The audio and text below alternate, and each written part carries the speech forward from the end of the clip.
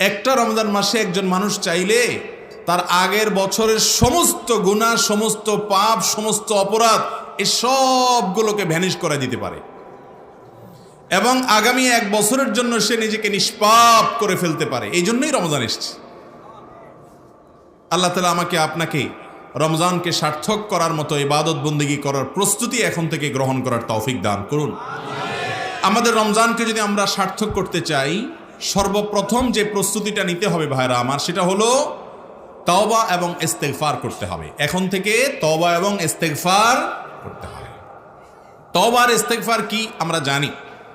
ইস্তেগফার মানে হলো আল্লাহর কাছে আমাদের কৃত অপরাধগুলোর জন্য ক্ষমা প্রার্থনা করা, আর তওবা মানে হলো অবাধ্যতার নাফরমানির পথ ছেড়ে দিয়ে আল্লাহর হুকুম মানার পথে আল্লাহর রহমতের ছায়াতলে চলে আসা, আল্লাহর গোলামির পথে চলে আসা, নাফরমানির পথ বাদ দিয়া। এই রুট চেঞ্জ, ট্র্যাক চেঞ্জ, পথ এবং সড়ক পরিবর্তন, এটাকে বলা হয় তাওবা। আর আগের কৃতকর্মের জন্য লজ্জিত হয়ে ক্ষমা প্রার্থনা করাকে বলা হয় ইস্তেগফার। আল্লাহ রাব্বুল আলামিনের নিয়ম হলো, সুন্নাহ হলো যে আল্লাহ রাব্বুল আলামিন আগের কোনো অপরাধ থাকলে সেই অপরাধগুলো অপরাধী হওয়ার কারণে অনেক সময় আল্লাহর রহমত থেকে মাহরুম হয়, বঞ্চিত হয়। অনেক কাজ আছে যে কাজগুলোর কারণে আল্লাহর লানত বর্ষিত হয়, তার মানে আল্লাহর রহমত থেকে দূরে সরে। আর আল্লাহর রহমত থেকে দূরে সরার কারণে রমজান মাসে ইবাদতের মাধ্যমে, আমলের মাধ্যমে আপনার অ্যাকাউন্টকে পরিপূর্ণ করার, রিচ করার, সমৃদ্ধ করার যে সুবর্ণ সুযোগ তৈরি হয়, এই সুযোগ থেকে বঞ্চিত হয় পাপিষ্টরা। বছর জুড়ে অপরাধ করে করে, হারাম করে করে আল্লাহর রহমত পাওয়ার উপযুক্ততা হারিয়ে ফেলেছে, আল্লাহর রহমত থেকে দূরে সরে গেছে, লানতের উপযুক্ত হয়ে গেছে। ওই জায়গা থেকে একজন ইমানদার রমজানের আগে আগে সরে এসে নিজের আগের অপরাধগুলোর জন্য ক্ষমা চেয়ে নতুন করে ইবাদতের জন্য মানসিকতা তৈরি করে সদিচ্ছার কথা আল্লাহকে জানিয়ে হালখাতা যদি করে নিতে পারেন, তাহলে আগেরগুলো মাফ হলে নতুন করে আল্লাহ তাআলা তৌফিক দিবেন ইনশাআল্লাহ। মক্কার হারামের সম্মানিত ইমাম শেখ আব্দুর রহমান আস-সুদাইস, তার কাছে একবার কিছু তরুণরা গিয়েছেন, যে বললেন যে শেখ, ওস্তাজ, আমরা প্রতি বছর রমজানের শুরুতে মনে করি অনেক আমল করব, 2 খতম 3 খতম কোরআন দিব, অনেক ইবাদত বন্দেগী করব, এক রাকাতও এবার তারাবির নামাজ মিস করব না, রোজা তো মিস করার প্রশ্নই ওঠে না, সমস্ত নেকামলগুলো ঠিকঠাক মতো করব, এবার রমজানে কোনো গান শুনবো না, হারাম কিছু করব না, পরিকল্পনা করি। কিন্তু আলটিমেটলি হয়ে ওঠে না। দেখতে দেখতে রমজান শেষ হয়ে যায়। শেষের দিকে আসলে একটু খারাপ লাগে, আফসোস লাগে, হায়রে শেষ হয়ে গেল, কিন্তু চলে যায় আবার যেই সেই। এই অবস্থাটা কেন হয় এবং এর থেকে উত্তরণের উপায় কি? তখন তিনি তাদেরকে বলেছিলেন, বাবারা, আগের যদি কোনো পাওনা কারোর কাছে থাকে, সেই পাওনাটা পরিশোধ করার পর নতুন করে কিছু চাইতে হয়। এটা হলো নিয়ম। আমরা বেশিরভাগ মানুষ বছর জুড়ে এত নাফরমানি, এত গুনাহ, এত পাপাচার, এত অপরাধ, এত অন্যায়, এত নিজের প্রতি নিজে কুঠারাঘাত, এত আল্লাহর রহমত থেকে দূরে সরে গেছি যে আল্লাহ রাব্বুল আলামিন রমাদানের এই বিশেষ অফার, বিশেষ মৌসুম, বিশেষ সুবর্ণ সুযোগ, এইটাতে আল্লাহ যাদেরকে সাধারণ ক্ষমা ঘোষণা করেন, গণহারে মাফ করে দেন, অফুরন্ত রহমতের ভান্ডার ঢেলে দেন। কপাল পড়া যারা হয়ে আছে আগে থেকে, তারা সেগুলো পায় না।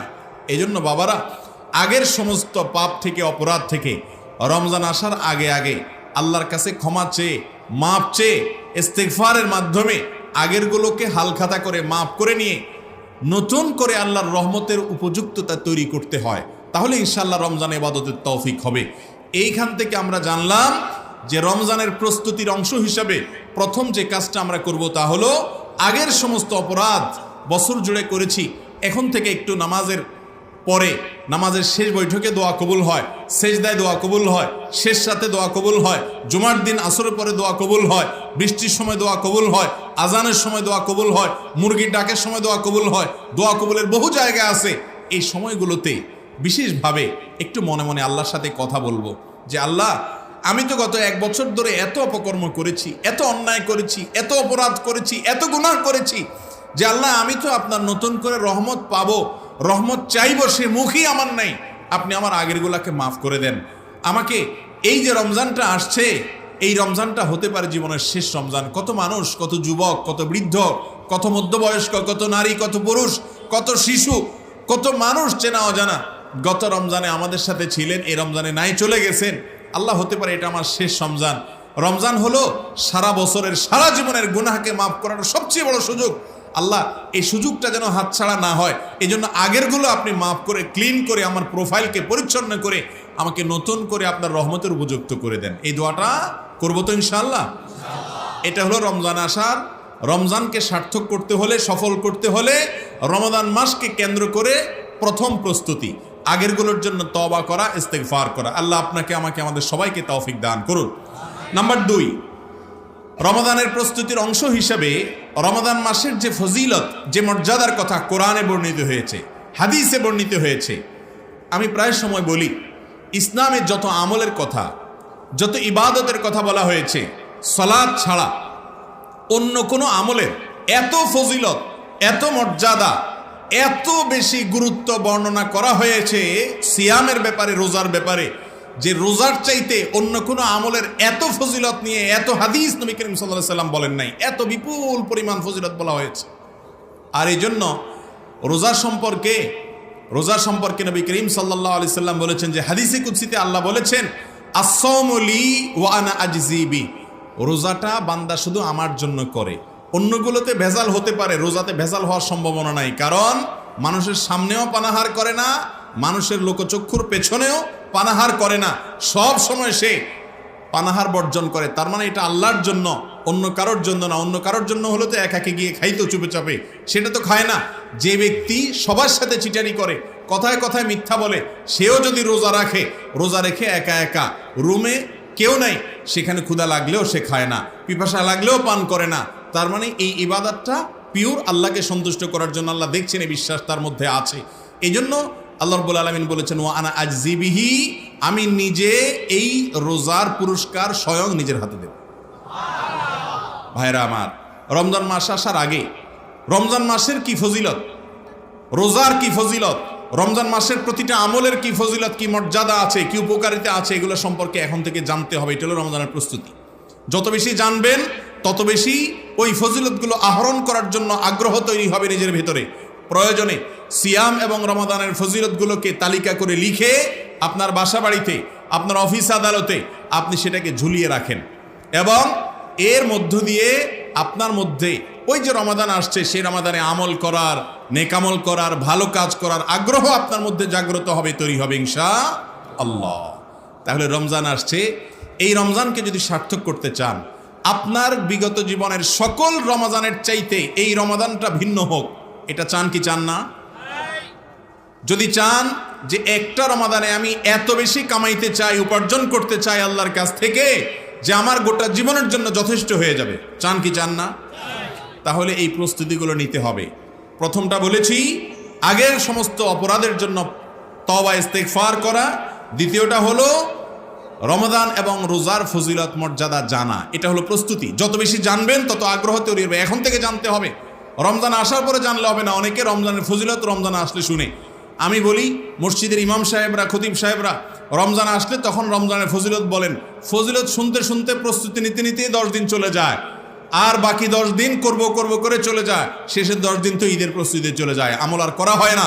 এই জন্য এখন থেকে মসজিদগুলোতে রমজানের ফজিলত, রোজার ফজিলত, রমজান মাসের মর্যাদার কথা আলোচনা হতে হবে, যাতে করে মানসিকভাবে প্রস্তুতি হয়, আগ্রহ তৈরি হয়। রমজান এলে যেন আমরা সোজা বিসমিল্লাহ করে আমলের ভিতরে প্রবেশ করতে পারি। এই জন্য আগে থেকে রমজানের প্রস্তুতির অংশ হিসাবে রমজান রোজার ফজিলত মর্যাদা জানবো ইনশাআল্লাহ। 2 নম্বর প্রস্তুতি। নাম্বার 3 নম্বর প্রস্তুতি হলো, এই রমাদান যেটা আমাদের সামনে আসছে, এই রমাদানে আমাকে আমার সারা জীবনের সমস্ত অপরাধ, সব গুনাহ খাতার জন্য হাল খাতা করতেই হবে। এ মর্মে এখন থেকে সংকল্প করতে হবে যে এই রমজানে মিস হতে দেয়া যাবে না। আগে যা গেছে না গেছে, এই রমজানটাতে আমি কোনোভাবেই আল্লাহ তাআলার সাধারণ ক্ষমা মিস করব না। ভাইরা আমার, নবী করিম সাল্লাল্লাহু আলাইহি সাল্লাম বলেছেন, ওয়ালিল্লাহি উতাকা মিনান নার। রমাদানে আল্লাহ তাআলার পক্ষ থেকে অসংখ্য অগণিত মানুষকে, বহু মানুষকে আল্লাহ তাআলা প্রতিদিন ঘোষণা জারি করেন, ফরমান জারি করেন। আল্লাহ রাব্বুল আলামিনের পক্ষ থেকে ঘোষণা আসে যে এই তালিকা যারা আছে, অমুক অমুক অমুক অমুক এত মানুষকে আজ আল্লাহ তাআলা জাহান্নাম থেকে মুক্ত এই ঘোষণা দিয়ে দিয়েছেন। ওয়াযালিকা কুল্লা লাইলা, প্রতি রাতে এরকম অনেক মানুষকে আল্লাহ তাআলা ক্ষমার ঘোষণা করেন রমাদান মাস জুড়ে। ভাইরা আমার, এই ক্ষমাটা আল্লাহ তাআলা যাদেরকে করেন তাদের মধ্যে যদি আপনার আমার নামটা না থাকে, তাহলে আমরা কত বড় হতভাগা। এই সম্পর্কে নবী করিম সাল্লাল্লাহু আলাইহি সাল্লামের কাছে আপনারা একটা বিখ্যাত হাদিস শুনেছেন। একবার জিবরিল আসছেন, ফেরেশতা জিবরিল এসে নবী করিম সাল্লাল্লাহু আলাইহি সাল্লাম মিম্বরের প্রথম ধাপে পা রেখেছেন। জিবরিল তাকে কি যেন বলেছেন, উপস্থিত লোকেরা তো আর শুনে নাই। নবী করিম সাল্লাল্লাহু আলাইহি সাল্লাম বলেছেন আমিন। আবার দ্বিতীয় সিঁড়িতে তিনি পা রেখেছেন, জিবরিল যেন কি বলেছেন, নবী করিম সাল্লাল্লাহু আলাইহি সাল্লাম আবার বলেছেন আমিন। এভাবে 3 বার আমিন বলেছেন। তারপরে জিজ্ঞাসা করা হলো যে ইয়া রাসূলুল্লাহ, আপনি কি শুনে আমিন বললেন? আমরা তো কিছু বুঝলাম না। তখন নবী করিম সাল্লাল্লাহু আলাইহি সাল্লাম বললেন যে আমি যখন মিম্বরের প্রথম ধাপে পা রেখেছি, জিবরিল এসে আমাকে বলেছে বাউদা মান আদরাকা রমাদান ওয়া লাম ইগফার লাহ, ওই ব্যক্তি ধ্বংস হোক, ওই ব্যক্তি ক্ষতিগ্রস্ত, কপাল পোড়া, তার কপাল শেষ হয়েছে, সে ধ্বংস হোক।